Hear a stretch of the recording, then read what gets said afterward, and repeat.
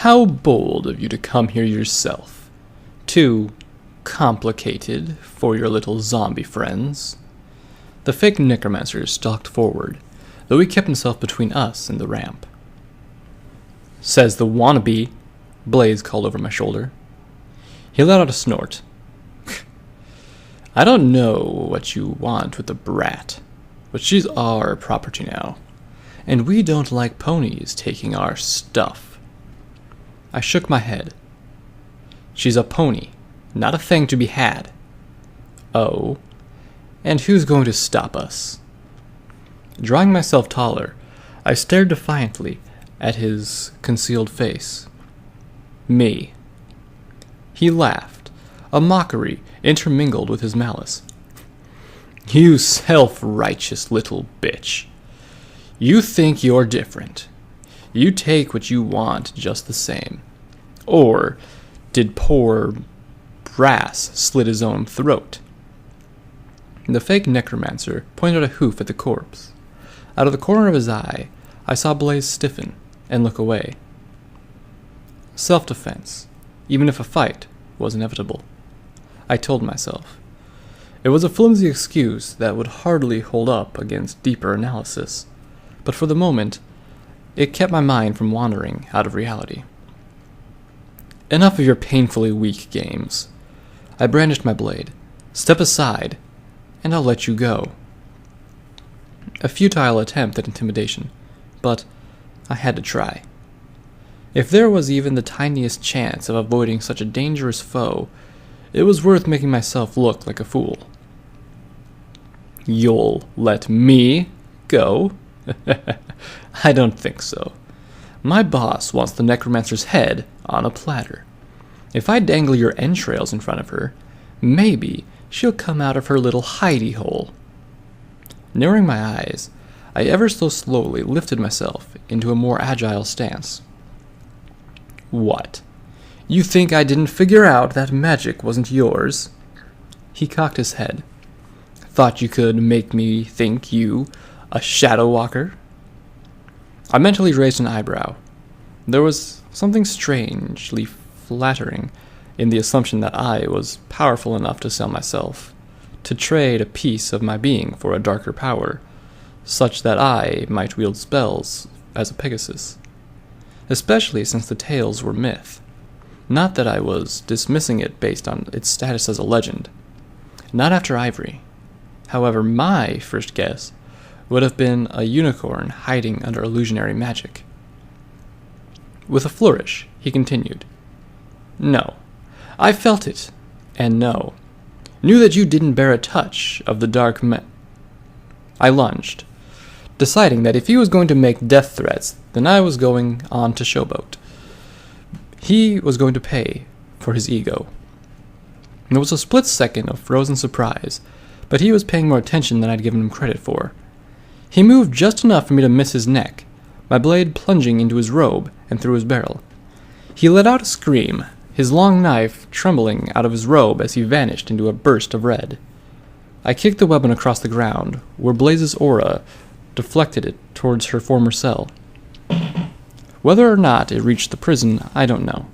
A tingling in the air brushed against my neck, pulling my attention behind me.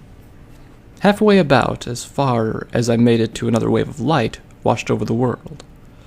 I winced and tried to blink through the redness. Pain blasted across my ribs as something struck my right side. I stumbled away from the blow, all the while trying to steady myself with my left wing and making a blind counterattack with my right. My blade caught something and tore straight through it.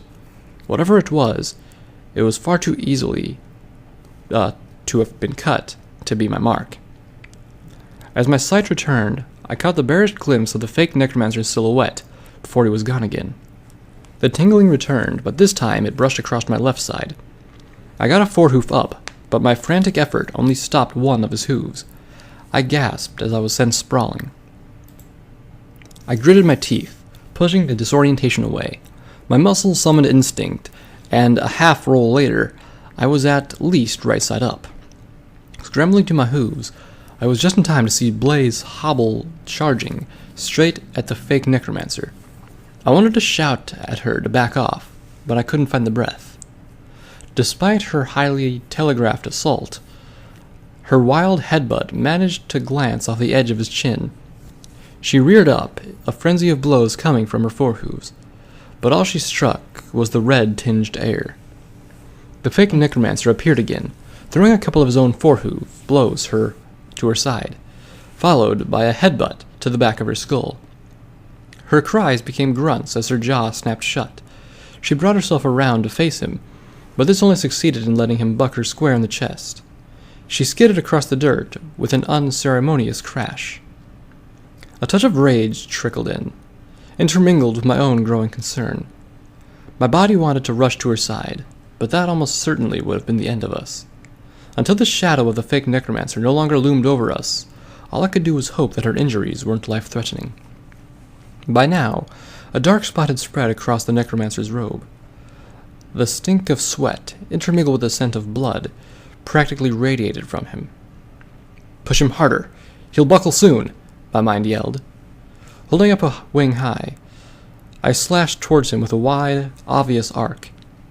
He ducked under the blow as I slid past, just the way I wanted it. I bucked as hard as I could, and the echoing crack told me it had been well aimed. My follow-up cut went straight for the throat, though I only succeeded in cleaving through his robe. Red light flooded out from under his hood, but he didn't teleport immediately. I flung myself forward, using my head where my wing blade had failed. He was halfway through a stumble when the light took him away again. I tensed. Every ounce of me anticipated the return of the tingling air. Several seconds passed, and I began to worry. If he had fled, he could be bringing reinforcements down upon us. Then again, even though I didn't know how teleportation worked, the apparent strain made me reasonably certain he couldn't have gone far. Not a single hoof step reached my ear. My eyes fell on the open cell. He could have been hiding there, waiting for me to turn my back to tend a blaze. For a moment, I wished I still had the key with me, but I quickly realized that trying to lock a teleporting unicorn into a shoddy prison would have been futile. Creeping up to the opening, I scanned the darkness. The second I spotted the fake necromancer's silhouette, there was a flurry of movement, followed by the increasingly familiar red flash. I whirled to meet the tingling along my right flank. The roar slammed straight into my muzzle. Pain and numbness fought for dominance as the world melted into a reddish, shadow-lined blur. There was more tingling, this time brushing across my rear. I whirled, or at least attempted to, as I tripped over myself as my legs moved a half-second behind my mind. I was barely turned when I saw the flash of what must have been steel hovering over me. I feebly raised my blade, hoping against all odds that it would be enough to block. But a strike never came. As my vision cleared, the fake necromancer materialized in front of me, twitching amidst a half-completed stride. The glow of Blaze's magic pulled my sight down to the prison guard's spear, where half the shaft had found its way into his chest. The fake necromancer's own aura flickered out, and he and his knife clattered to the ground. Though the churning of my stomach insisted that the spear had pierced his heart, I forced myself to check his vitals. One can never be sure when it comes to talented mages. But the strike had been true, and I was only too happy to step away from the corpse. The spear continued to drive further into his body, and I called over my shoulder. "He's gone, Blaze! Stop! Blaze?" I gave her a questioning glance. The light of Blaze's horn highlighted her face, and the wide-eyed terror within them. In the shadow beneath, her teeth were gritted, her entire body quivering. My confusion melted into sympathy, and I hurried over to her. When she failed to acknowledge me, I gave her a sharp nudge. "Hey, you okay? This wasn't your first, was it?" She gave me a blank stare, like a wounded foal, begging me to make the pain go away. Taking a deep breath, I met her gaze. "Look, I know it hurts, and this is going to sound harsh, but you have to focus. Whatever you need, I'll help you. But we're still in danger. I need you to stay strong until we can get out of here. Understand?" With a short nod, her horn went silent. Good. Now follow me, and try not to make too much noise. Every tunnel seemed longer, every step louder, and every branch full of skulking shadows. After all, if the fake necromancer had thought to come back, who knows how many others had the same bright idea. The problem was only compounded by Blaze's inattention. Though she had a knack for moving around with ease, she walked straight into my flank more than once. Her face was constantly contorted, and every so often her eyes would snap back to awareness. While I didn't doubt her effort, I did doubt that it would be enough for her to be useful in a fight.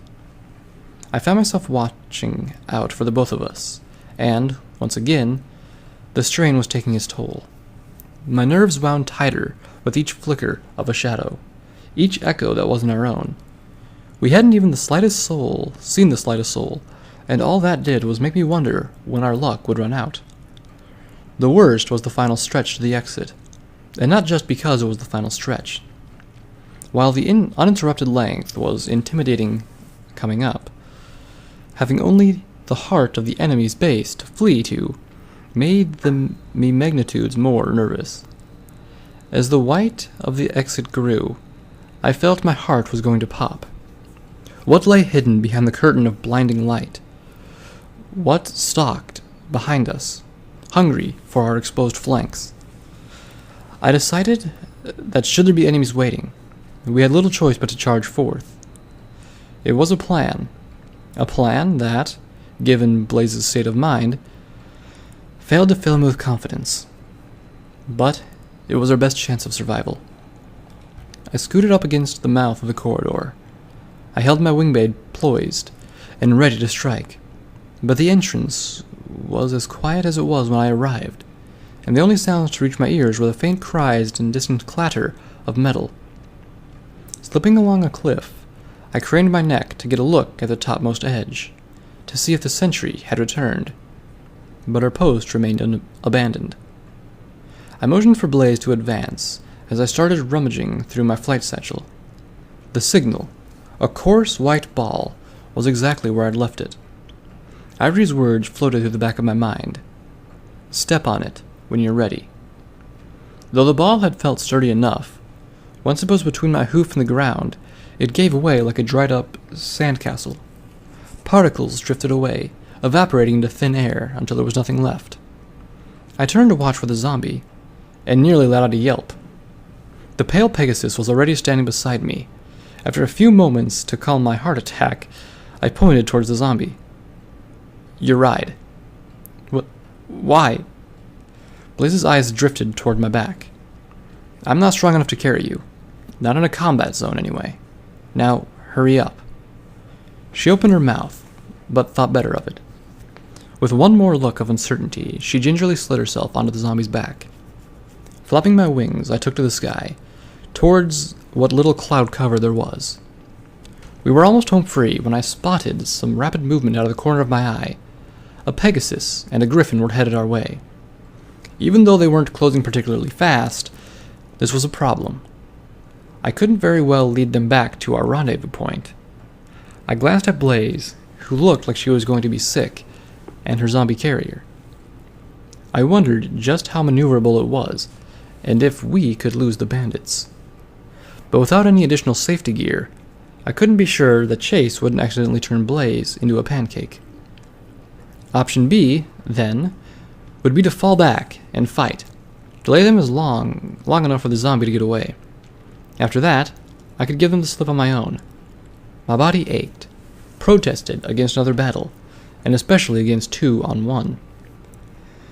But when doing nothing would be even worse, I had little choice in the matter. I took a deep breath. My blood ran cold as an ear-piercing screech rent through the air. A zombie bird burst from a nearby cloud, spiraling towards the bandits like an oversized arrow. The bandits' eyes bugged out as they scattered away. Never had I felt horror and relief so keenly intertwined. I shook my head. Focus. Making a mental note to thank Ivory, I led us to freedom.